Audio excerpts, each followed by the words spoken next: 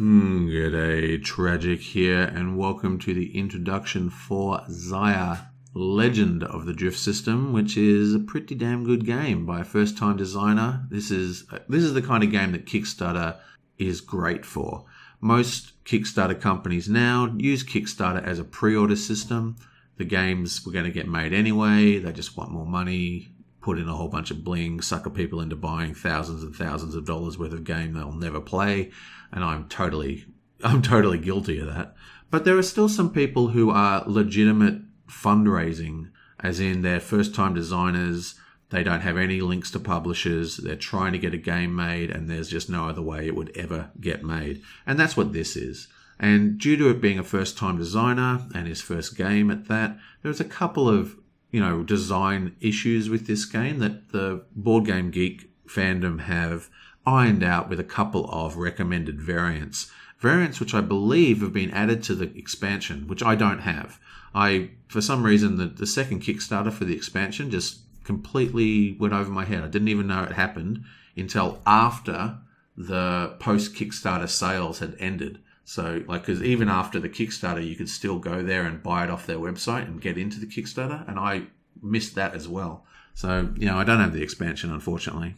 But anyway, this is a great game. It's a sandbox game, and what that means is that because it's a VP race and it's sandboxy, it's easy to compartmentalize the different player hands because you're kind of not in competition unless you want to be. You're kind of doing your own thing, just trying to get to your VPs. Like Mage Knight, for example. Mage Knight is the same. Even if you're playing competitive solo Mage Knight, each Mage Knight is kind of doing their own thing. And it's the same with this. It's a sort of a byproduct of sandboxy kind of games. So I'm going to try and demo as much as I can. Now, the game plays to 20 rounds max, but you can kind of, because it's just a VP race, you can shorten the length of the game by playing to whatever you want. I've currently got it set to 15, but we may stop at 10 or we may go fully to 20. It just depends on how the game's going and how much we've done, because I play a lot of this solo and we usually play to 15 or 20. And I found that the longer games, which aren't that much longer, but the longer games allow you to experience a sandbox more in a deeper way. Because you play the shorter games, you don't really have enough time to upgrade all your ships and get all the cool weapons and do big space battles, and all the thematic stuff that this game tries to generate is hard to do because there's so little time. But in a longer game, you can really max everything out and get everything set up and it's a lot better in my opinion. So for the now, we're going to play to 15, but we may stop early, we may stop late, but anywhere after 10, we may stop the videos. We'll just see how it goes. Well, that's about that. Everything's set up. We've selected all our NPCs. I did have the original Kickstarter, so we do have the special sellsword NPC character, which is kind of like a mercenary that you can hire. Very, very cool, especially when you have an aggressive character. So we'll see how it goes. And I think I might pick the actual...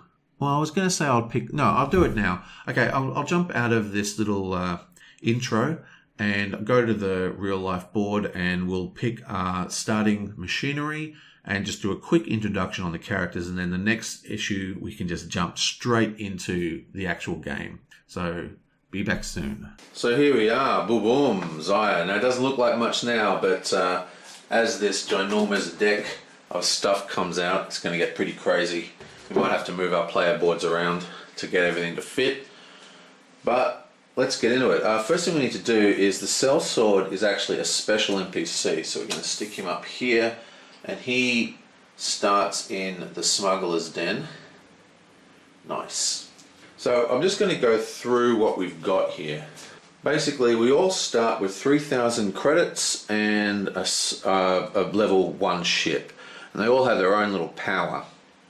Now what we do is we spend these credits to buy modules for our ship that go in here. Now these spaces, they count for hauling cargo as well as taking modules. So if we want an engine, for example, we need to spend the money and place it in here, and we definitely do want everyone to have an engine. So what I'm going to do, I'm going to go through, I'll read their special abilities, and then I'll buy their parts, and then that'll be and I'll read the abilities for the NPCs. There's a number of NPC controlled characters, which are just sort of fly around and do their own thing. Right, so starting off we have the Puddle Jumper. And the Puddle Jumper has the Energy Scoop. Collect ambient energy from space. So as an action I can roll a d20, and basically whatever I roll 1 to 20, I gain energy. Now you've basically got two resources on your ship. You've got your energy here, and you've got your action markers here, and you'll see that all in action as we go through it. But for now, his ability just means that it's very hard, if not impossible, for him to run out of energy, because he can just create energy from space itself. The Numerator, what have you got? Okay, so his special ability is called Afterburner. Immediately after an engine roll, spend 1 energy to roll a d20, and then we get various effects, basically pluses to our engine. Afterburner makes a lot of sense, you just add power. But what's interesting here is that this actually has an energy cost, which the other one didn't. So that costs 1 energy to use to increase our roll. Nice. And he is also in charge of the Merchant. So this is the Merchant, and this is actually an NPC. It's controlled by a player, but just because this isn't a computer game. So basically this guy is off the board at the start, and then when we reveal a secondary planet, that creates a trade route, and slowly the guy just moves between the trade routes. He moves his spaces, and he accumulates wealth, and it actually has the trade routes are written here as he flies around the map as the planets are revealed. Now, what this means is that this guy gradually gets more and more wealth on him. So basically you place $1,000 on him every time he gets to a new trade location, and then he just becomes a more and more tempting target. So you can hunt him down and kill him, and when you kill him you can get all his goods. So you got to put 15 damage on him, and then you collect all the credits that he's accumulated plus 1,000, and you also get bounties on you, because shooting merchants isn't cool. So he's off the board at the moment, but he's basically a way to encourage more combative, scoundrelly kind of players. Okay, here we have the Persistent Memory. Persistent Memory's ability is Mag Harpoon. This ability allows you to target any adjacent ship. On a successful roll, you may move along directly behind the target ship when it moves, up to the number of space specified below. At any time, spend 1 energy and roll a d20, and then you just follow it. This ability can immediately interrupt any other turn. This ability lasts until the start of your next turn. So what this basically means is if you're next to someone and they have their turn, including the Merchant we just saw who has a turn of 8, he can move with him. So he's a very good kind of sort of goes in their wake sort of thing. And he is also going to be controlling the Scoundrel. Okay, so the Scoundrel is an outlaw pirate basically. Now he stays off the board until we discover the planet Loath, which is kind of like a pirate kingdom. He basically flies around the place and attacks players and the Merchant. Just constantly kills them, and he gains a larger and larger bounty, like a reward is on his head, and then you shoot him down and you get the cash for it. So he's just basically a troublemaker who flies around the board annoying everybody. Okay, so here we have the Easy Tiger. His ability: immediately after rolling any die, spend 1 energy to re-roll it. This ability allows you to re-roll any one of your own die rolls. You must take the new result, and it costs an energy. It's an incredibly strong ability and allows him to take part in some of the more riskier things. And finally we have the Swamp Rat. Oversurge. Use as an action or as defense, spend 1 energy. Place one of your damage markers anywhere on an outfit. You may then immediately use that outfit as if you had placed an armed marker on a use space. So what this basically means is, you'll see it in a sec, but you have these sort of modules. See, this is a missile, $3,000 missile unit, and they sit on your thing, and then you activate them by dropping your activation markers, which are these things here. So you only have 4 a turn, then you have to spend energy to reset them. And if that has a damage on it, then you can't actually activate it because the module's damaged. It just means that this guy has a lot of maneuverability. He can basically take damage to activate any of his modules. So it's very hard to predict. Like some of the other guys, you see that they're damaged. Oh, look, he's got no shields. Let's go get him. But his shields might always work. And he's going to be running the Enforcer NPC.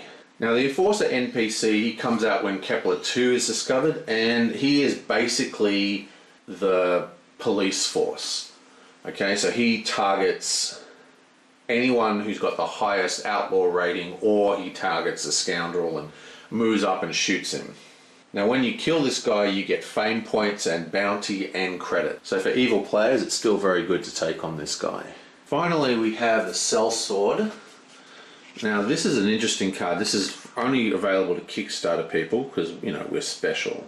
Okay, so this comes out when we find the Smuggler's Den, and it's basically a mercenary for hire. It costs money, and then you take the action card in your hand, and it becomes kind of like a second unit that you can control. It'll protect you, shoot other people for you, it can do all sorts of cool stuff. And it's basically like a protector, so you want to hire, and you've got to continually spend money. So if you're a good merchant, you've got a big fat, you know, holds full of goods, then this is pretty much the card you want to help protect you from the scoundrel and from the other pirate players. So that is actually in play because you've already had the Smuggler's Den. So the board's pretty interesting to start with. We've already got both the Explorer gates out, so both the gates are out, and you get a VP for being the first person to use it. So this guy and this guy are about to get a VP on turn 1, which is pretty awesome.